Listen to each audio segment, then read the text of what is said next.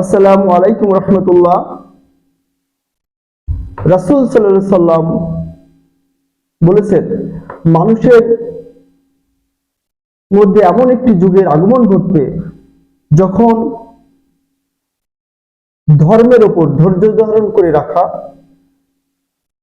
বা থাকা জ্বলন্ত অঙ্গর হাতে রাখার ব্যক্তির মতন হয়ে পড়বে, কঠিন হয়ে পড়বে। এই হাদিসটি বর্ণনা করা হয়েছে তিরমিজি শরীফে 2260 নম্বর হাদিস,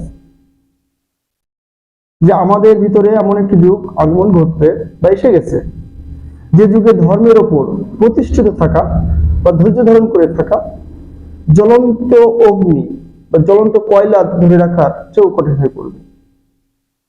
বর্তমান আমাদের সোশ্যাল যে প্ল্যাটফর্ম গুলো আছে, যে মিডিয়া গুলো আছে, ফেসবুক, ইউটিউব, ইনস্টাগ্রাম, এভরিথিং, এগুলো আমাদের টিনেজার ছেলে মেয়ে বা যে কোনো বয়সের ব্যক্তিরা যেভাবে কলুষিত করছে, বিভিন্ন বিনোদনমূলক ফানি ভিডিও, নাটক, যেটা সমাজের জন্য অপ্রয়োজনীয়, হাসি তামাশা নিয়ে পড়ে আছে।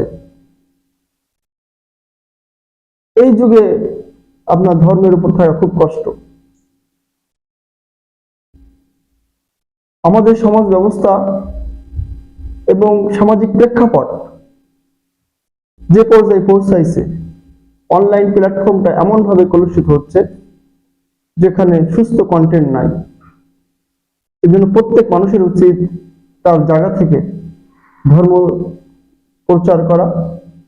যেমন রাসূল পাক সাল্লাল্লাহু আলাইহি ওয়াসাল্লাম বলেছেন, আমার পক্ষ থেকে একটি আয়াত যদি জানো তা প্রচার করো।